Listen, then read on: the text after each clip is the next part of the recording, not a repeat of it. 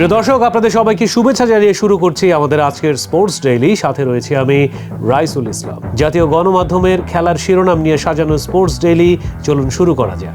একবার এক সাংবাদিক আমাদের একজন তরুণ তুর্কি ক্রিকেটারকে প্রশ্ন করেছিল যে তার বড় বড় ছক্কার রহস্য কি, সে যে বড় বড় ছক্কা মারছে কিভাবে সম্ভব হচ্ছে। সে উত্তরে বলেছিল ভাত খাই, তার মানে হচ্ছে ভাত খায়। এবং এটা নিয়ে প্রচণ্ড ট্রোল হয়েছিল সেই সময়। তবে কিছু কিছু মানুষ প্রশংসাও করেছিল। ভেতো বাঙালি বলে আমাদের যে দুর্নাম রয়েছে, সেই দুর্নাম হয়তো ঘুচিয়ে দিচ্ছে এই ক্রিকেটার। কিন্তু দিন শেষে দেখা গেল ভেতো বাঙালি আসলে ভেতোই রয়ে গেছে, যার কারণে টি-20-তে বাংলাদেশের পারফরমেন্স এমন। এবার এই ভাত খাওয়া নিয়ে কথা বলেছে বাংলাদেশের সাবেক কোচ স্টুয়ার্ট ল জানিয়েছেন, ভালো অ্যাথলেট হতে হলে খাদ্যাভ্যাসের কোনো বিকল্প নেই। বিশ্ব ক্রিকেটে এই মুহূর্তে যারা রাজত্ব করছে, টেস্ট থেকে টি-20 পর্যন্ত, সকলেরই খাদ্যাভ্যাস ভিন্ন ভিন্ন এবং সেখানে কার্বোহাইড্রেটের জায়গায় ভাতের কোনো স্থান নেই। তাই এই ভাত খাওয়া আমাদেরকে বাদ দিতে হবে। বিশেষ করে টি-20-তে পাওয়ার ক্রিকেট খেলতে হলে আপনাকে ভেতো বাঙালি থেকে খাদ্যাভ্যাস অবশ্যই পরিবর্তন করতে হবে।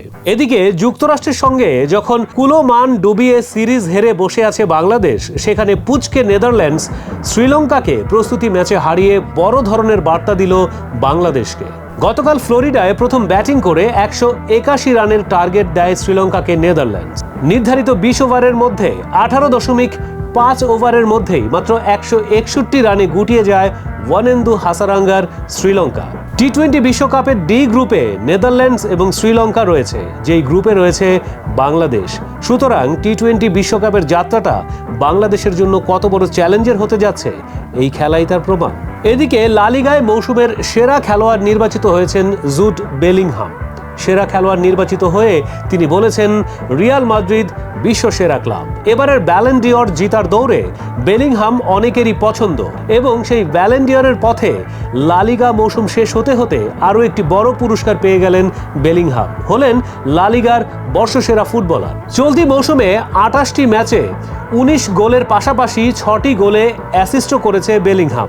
পুরস্কার জিতে এক ভিডিও বার্তায় তিনি ধন্যবাদ জানিয়েছেন সবাইকে, পাশাপাশি প্রশংসা করেছেন নিজের ক্লাব রিয়াল মাদ্রিদকে। বলেছে, রিয়াল মাদ্রিদ বিশ্বসেরা ক্লাব।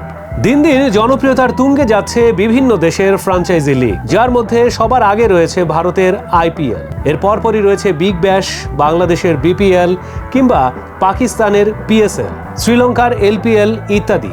সেই পথ ধরে এবার যুক্তরাষ্ট্রেও অনুষ্ঠিত হতে যাচ্ছে ফ্র্যাঞ্চাইজি ক্রিকেট লিগ। আর বিশ্বকাপের আগেই যুক্তরাষ্ট্র পেল আইসিসির কাছ থেকে অনেক বড় একটি সুখবর। যুক্তরাষ্ট্রের এই ফ্র্যাঞ্চাইজি ক্রিকেট লিগের নাম হচ্ছে মেজর লিগ ক্রিকেট বা এমএলসি। আইসিসি থেকে এই এমএলসি-কে এবার স্বীকৃতি দেওয়া হয়েছে, তাই এখন থেকে লিস্ট এর মর্যাদা ভোগ করবে এমএলসি। প্রিয় দর্শক, এই ছিল আমাদের আজকের স্পোর্টস ডেইলি। তবে বাকি রয়ে গেছে পিক অফ দ্য ডে, এবং আমাদের আজকের pick of the day Najmul Hossain Shanto. BCB একটি ভিডিও প্রকাশ করেছেন যেখানে নাজমুল হোসেন শান্তর বিশ্বকাপ ভাবনা উঠে এসেছে। সেখানে তিনি বলেছেন, ফল নিয়ে তিনি কোনো চিন্তিত নন, ছোট ছোট বিষয়গুলোকে ঠিক করার দিকেই তার মনোযোগ। আর এই নিয়ে বিতর্কের এক আবহ তৈরি হয়েছে সোশ্যাল মিডিয়া থেকে শুরু করে জাতীয় গণমাধ্যমেই। চলুন জেনে আসি বিস্তারিত। নাজমুল হোসেন শান্ত, লর্ড শান্ত থেকে ক্যাপ্টেন শান্ত হবার জার্নিটা খুব বড় না হলেও খুব সহজ ছিল না। কিন্তু ক্যাপ্টেন হওয়ার পরে এখন তার ব্যাটে রান নেই, কথা বলছেন অগোছল। আবার যেন তার মাঝেই সেই লর্ড শান্ত ভর করেছে। বাংলাদেশ ক্রিকেট বোর্ড আজ নিজেদের ফেসবুক পেজে পোস্ট করা এক ভিডিওতে নাজমুলের গল্পই উপস্থাপন করেছে। এবার অধিনায়ক হিসেবে বিশ্বকাপে বাংলাদেশে নেতৃত্ব দেবেন নাজমুল। এই বিষয়ে তার উপলব্ধি, প্রত্যেক ক্রিকেটারেরই স্বপ্ন থাকে দেশের হয়ে প্রতিনিধিত্ব করা। তারপর যদি বিশ্বকাপের মতো আসরে এ ধরনের সুযোগ আসে, তাহলে সেটি অনেক গর্বের ব্যাপার। টি-20 বিশ্বকাপে বাংলাদেশের সম্ভাবনা নিয়ে নাজমুল বলেছেন, সম্ভাবনা আমি বলতেই চাই না, কারণ আপনিও চান বাংলাদেশ শিরোপা জিতুক, খেলোয়াড়রাও চায় বাংলাদেশ দল কাপ জিতুক, এটাই সবচেয়ে বড় লক্ষ্য। কিন্তু অধিনায়ক হিসেবে গুরুত্বপূর্ণ হলো প্রস্তুতিটা ঠিকমতো নিয়েছে কিনা, ছোট ছোট কাজগুলো করছে কিনা, প্রক্রিয়াটা ঠিক আছে কিনা। এই জিনিসগুলো যদি আমরা ঠিকঠাকভাবে করতে পারি, প্রতিটি ম্যাচে আমাদের শক্তি অনুযায়ী খেলতে পারি, তাহলে ফল আসবেই। তাই ফল নিয়ে খুব একটা চিন্তা নেই, ছোট ছোট জিনিসগুলো যেন আমরা ঠিক করতে পারি, এটা নিয়ে বেশি মনোযোগী। অধিনায়ক হিসেবে নিজের লক্ষ্য জানিয়েছেন নাজমুল। এই সময়টা উপভোগ করতে চাই, দলের জন্য প্রতিদিন কিছু না কিছু করতে চাই, যে দায়িত্বে আছি সেটা ঠিকভাবে পালন করতে চাই। অধিনায়ক হওয়ায় দায়িত্বটা বেড়ে গেছে, এভাবেও ভাবতে চাই না, প্রতিটা মুহূর্ত উপভোগ করতে চাই। প্রতিদিন দলকে যেন কিছু একটা দিতে পারি, এটাই মূল লক্ষ্য থাকবে। নাজমুল জানিয়েছেন, দল হিসেবে টি-20 বিশ্বকাপে অনেক ভালো করাই লক্ষ্য বাংলাদেশের।